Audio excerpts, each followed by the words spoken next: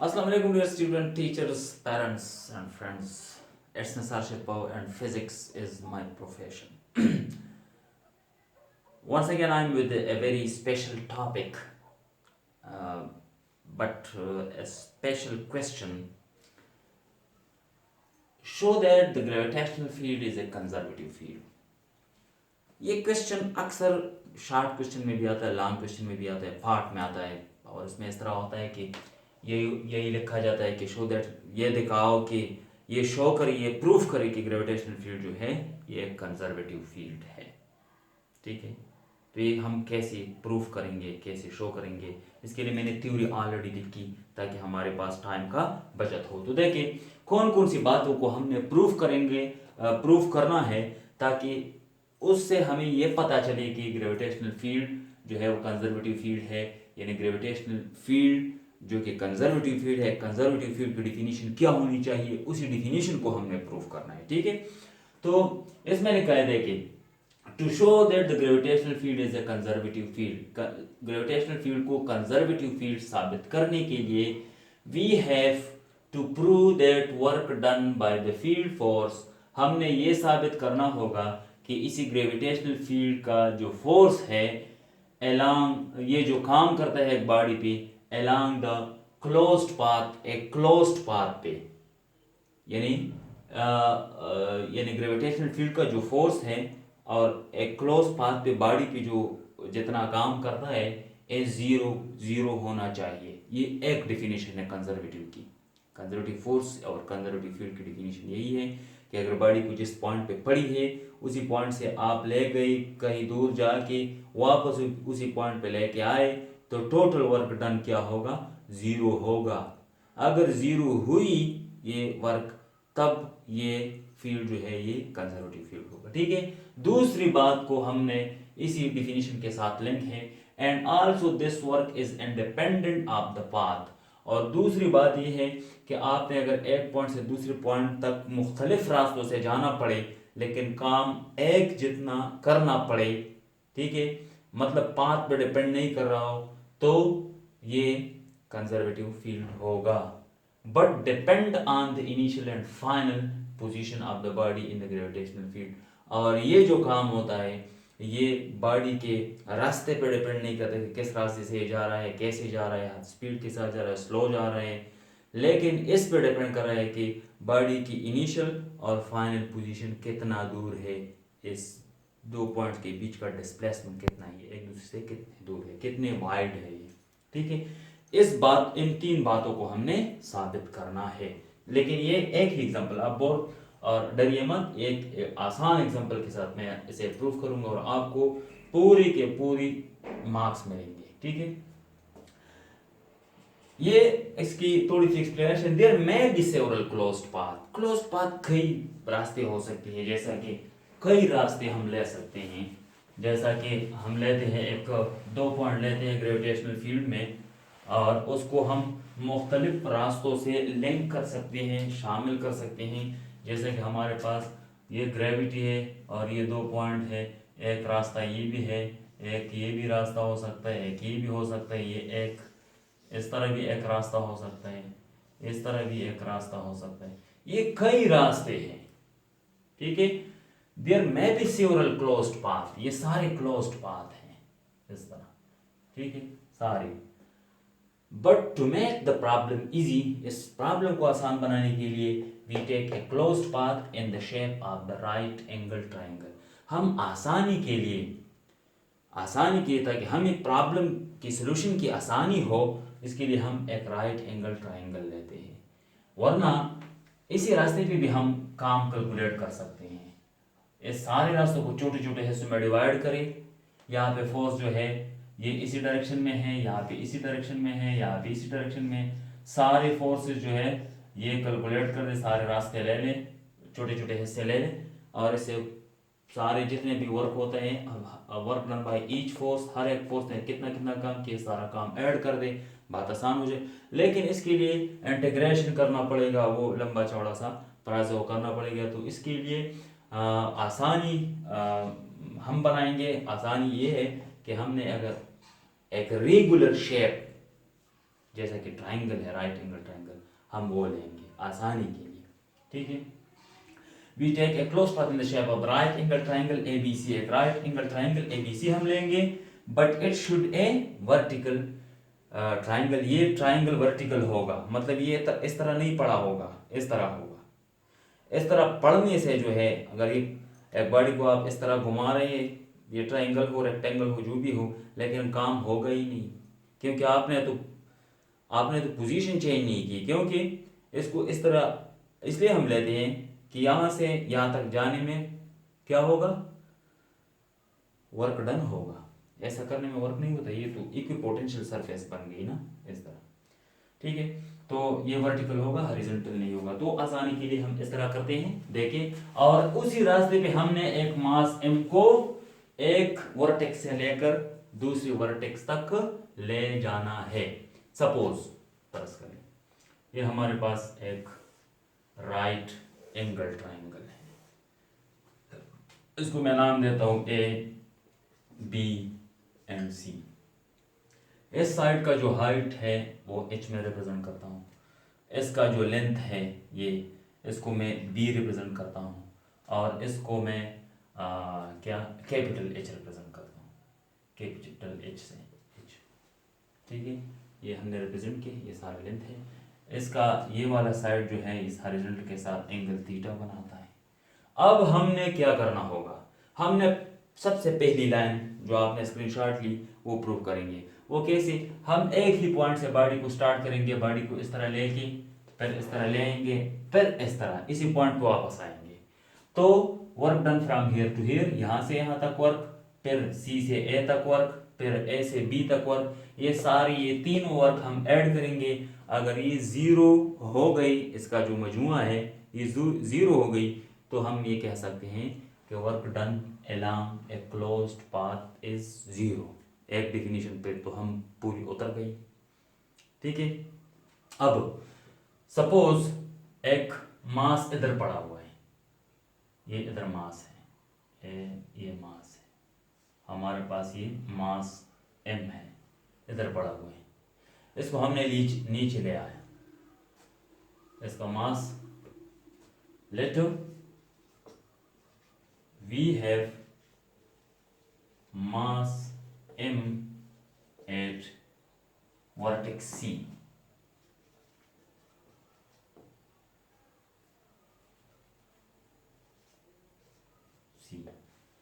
We have to move, हमने इस मास को C से B तक लेना है, फिर B से A तक, फिर A से C तक। आप इस तरह भी ले सकते हैं, डायरेक्शन में भी डिपेंड नहीं करता, ठीक है।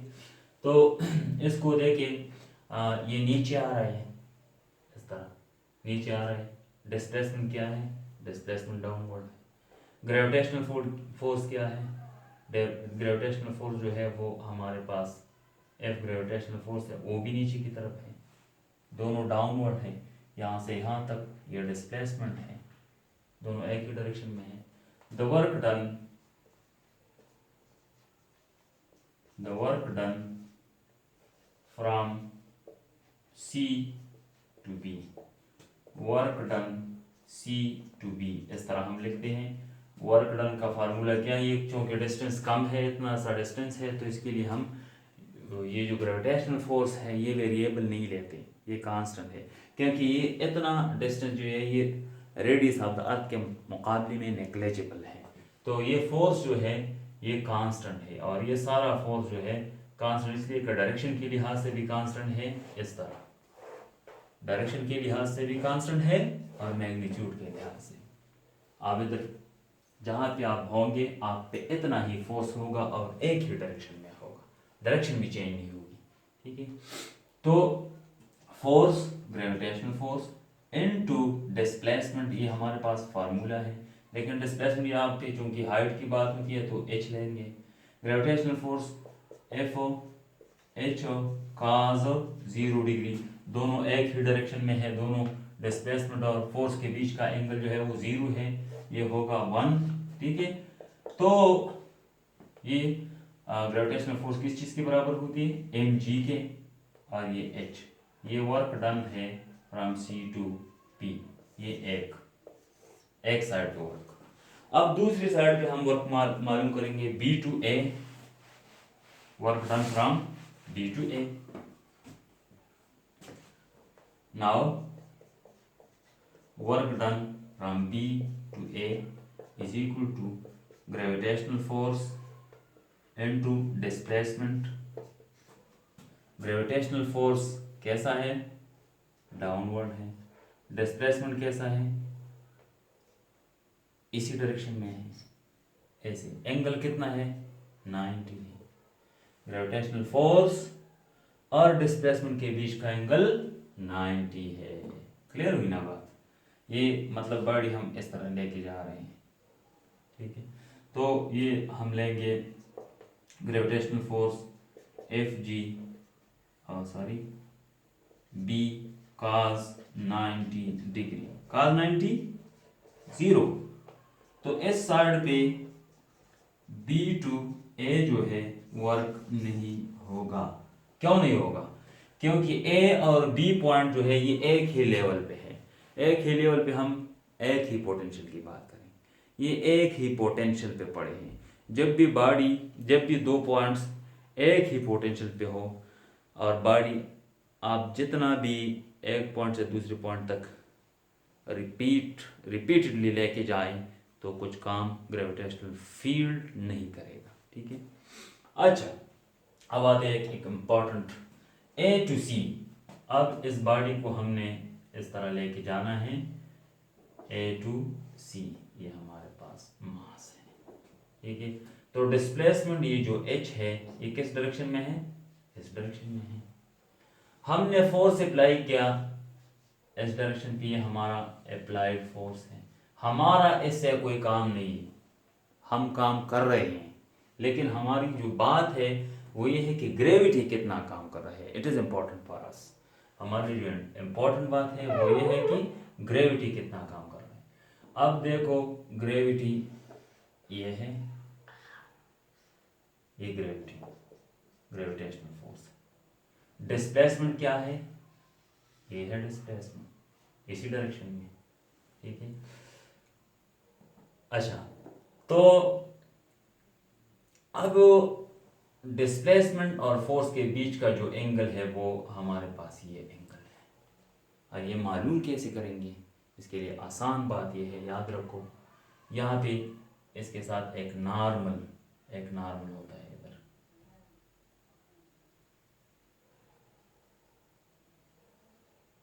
एक नॉर्मल फोर्स, ठीक है।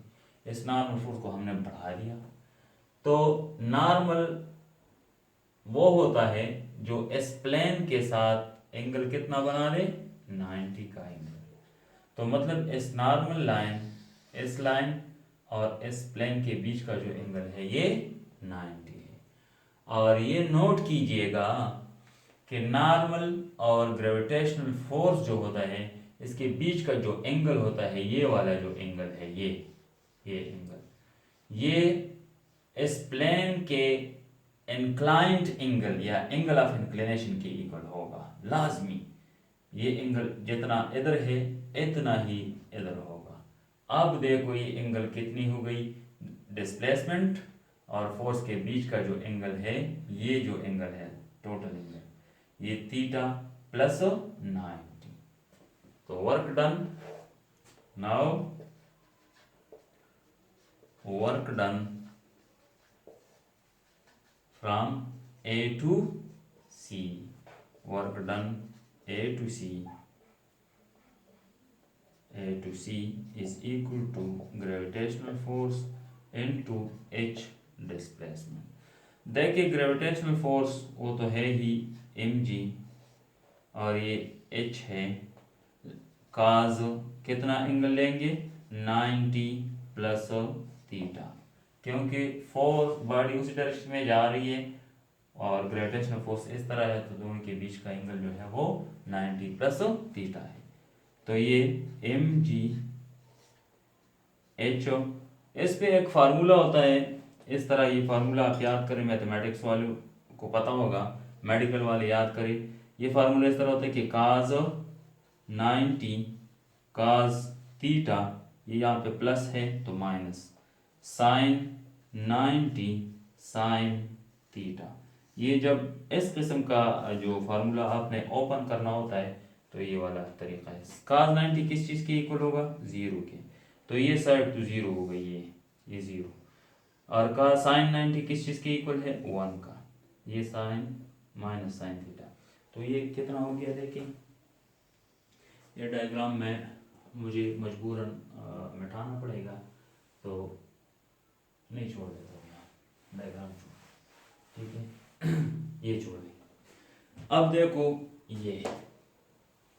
ये देखें, work done from A to C is equal to, ये रह गया एम जी capital H minus sine theta, मतलब minus M G capital H sine theta, इस चीज़ के इक्वल हुआ।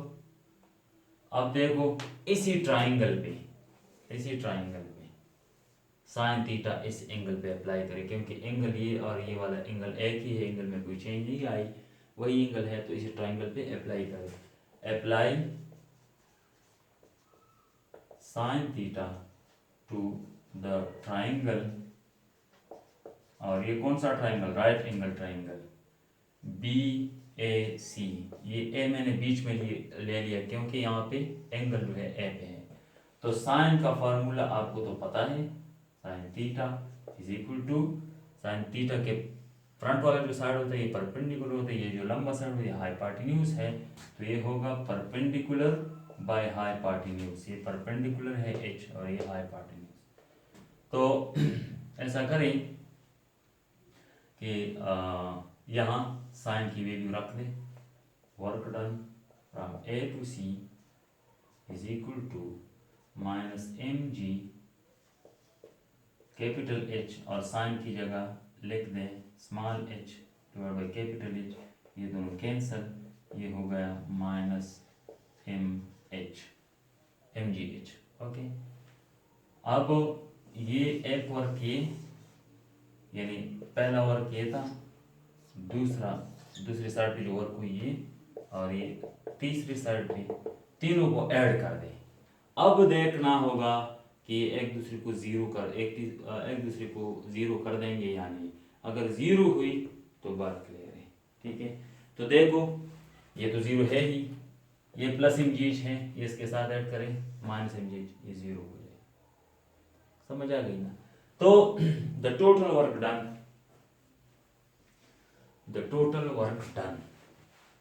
along the closed path A B C A, ये आप भी इसी तरह लिखेंगे, the total work done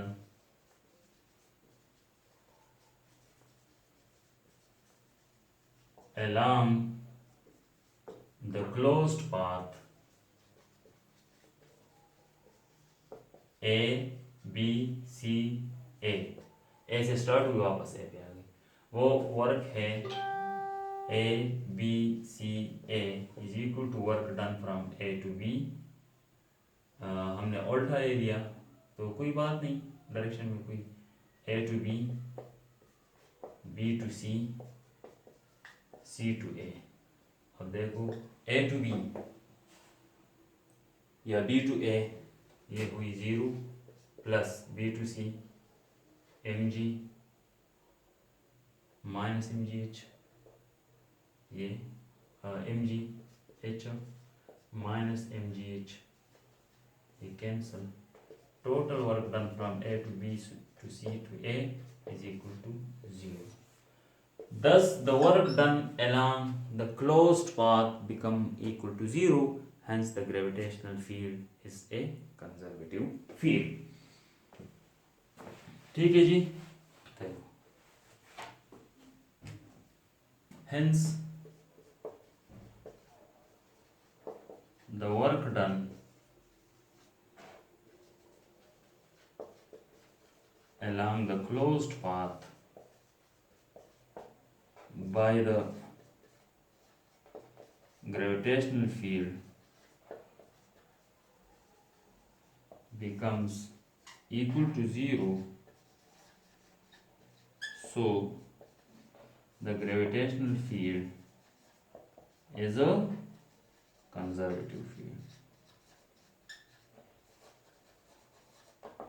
gravitational field जो है कंजर्वेटिव फील्ड है। अब हमने ये प्रूव करना है कि ये पाथ से इंडिपेंडेंट है, पाथ पे डिपेंड नहीं करता। जिस पाथ से आप चाहे जाएं लेकिन फाइनल पोजीशन चेंज ना हो, वर्क उतना ही होगा, एक जितना वर्क होगा। कैसे? देखिए इसी डायग्राम में हम इसे प्रूव करेंगे।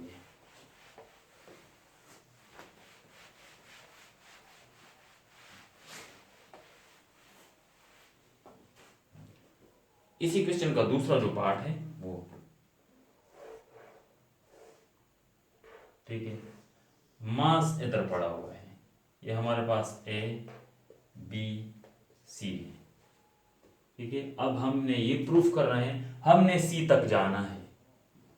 एक हमारे पास दो रास्ते, वैसे तो कई रास्ते हो सकते हैं, हम अपनी आसानी के लिए दो रास्ते निकाल देते हैं, ठीक है। तो हमारे पास दो रास्ते हैं। एक पाथ तो डायरेक्ट पाथ है, पाथ 1, ये मैं इधर लिखता हूं, पाथ 1, ये पाथ 1 है। दूसरा पाथ जो है हमारे पास वो ये वाला पाथ है, इस तरह आएंगे। सी तक आना है गाड़ी को दो रास्तों से, एक रास्ता ये है, ये डायरेक्ट, और ये दूसरा रास्ता ये है। ऐसे और भी कई रास्ते हो सकते हैं, लेकिन हम अपनी आसानी के लिए ये लेंगे, ठीक है। अच्छा, work done along path first, work done along path first क्या होगा? Work done from A to C is equal to, हमने इस बॉडी को ऊपर लेके जाना है, तो मतलब है डिस्प्लेसमेंट ऑफ द बॉडी जो है वो ऊपर होगा, एच ऊपर की तरफ। ग्रेविटेशनल फोर्स जो है इस बॉडी पे, जो ग्रेविटेशनल फोर्स है वो डाउनवर्ड है, दोनों अपोजिट हैं, एंगल 180 है दोनों के बीच का। तो वर्क कितना होगा? Gravitational force into H displacement, if gravitational force h cos 180 angle 180 बराबर शो -1, ग्रेविटेशनल फोर्स बराबर दे mg h -1, नो वर्क, तो वर्क कितना हुआ? mg h। ये हमारे पास वर्क है ए टू सी का ना, ठीक है। अब दूसरे रास्ते पे जाना होगा, पाथ नंबर 2, ए से बी तक, बी से सी तक, ठीक है। अब देखिए, तो इस पाथ को हम दो पार्ट्स में डिवाइड करेंगे, A to B and B to C, क्योंकि स्ट्रेट है इधर, यहाँ से यहाँ तक स्ट्रेट है, तो ये एक वर्क कैलकुलेट करेंगे इसके लिए, और इसके लिए दूसरा वर्क, ठीक है। Now work done along the second path, work done along the second path, ठीक है। वो क्या है?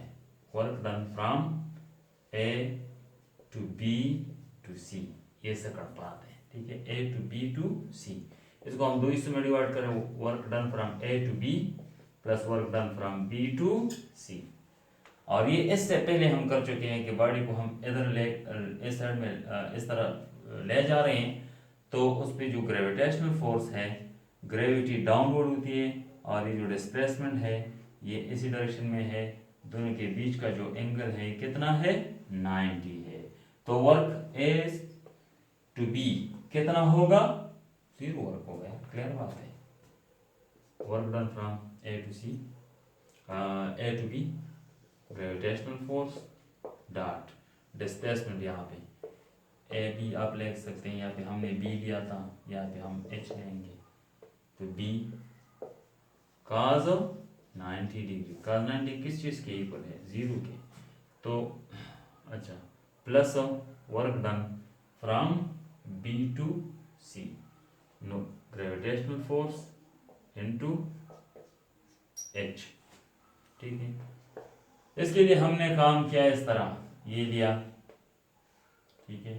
फिर से थोड़ा ग्रेविटेशनल फोर्स इस डायरेक्शन में है, बॉडी की मोशन इस डायरेक्शन में है, ठीक है। तो डिस्प्लेसमेंट और फोर्स के बीच का जो एंगल है वो ये है। आसानी के लिए हम क्या करते हैं, यहाँ नॉर्मल के साथ ग्रेविटेशनल फोर्स का एंगल लेंगे, ये थीटा और ये थीटा एक जितना होगा, ये और ये जो है ये 90 होगा। तो ये डिस्प्लेसमेंट और ग्रेविटी का जो टोटल एंगल है ये थीटा प्लस 90 के इक्वल है। क्लियर? तो ये बात तो ज़ीरो हो गई, zero plus gravitational force mg, ये है कैपिटल H और cos 90 प्लस थीटा। अभी अभी हमने ये किया कि ये किस चीज़ के इक्वल है, माइनस साइन थीटा के। इसके लिए वीडियो को थोड़ा रिवर्स कर दें, प्लस ज़ीरो, ये ज़ीरो तो ख़त्म हुई, mg capital H into minus sine theta, ठीक है, minus mg h sine theta. इसी ट्राइंगल पे अब साइन थीटा अप्लाई करें, तो साइन थीटा अगर इसी ए बी सी ट्राइंगल पे हम अप्लाई कर देते हैं तो minus mg capital H sine theta, यहाँ पे sine theta perpendicular by hypotenuse, theta के फ्रंट वाला जो साइड है ये परपेंडिकुलर होगा और ये कौन सा होगा, ये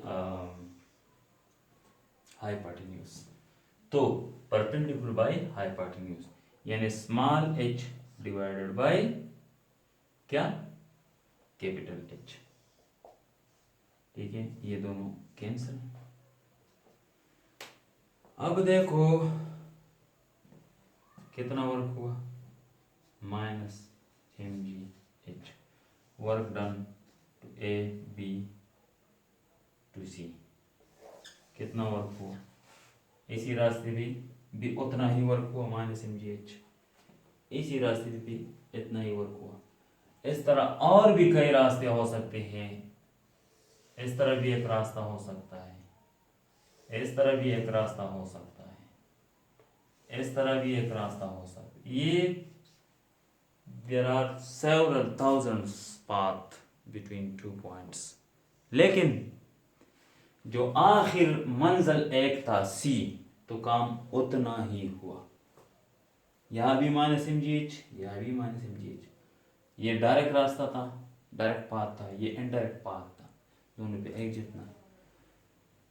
बस इसलिए हम कह सकते हैं कि work done by the gravitational force and in the gravitational field along a closed path is zero and is independent of the path followed, path पर डिपेंड नहीं करता। So thank you for watching, मेरे channel का ख्याल रखें, subscribe कर दें, दोस्तों को बता दें।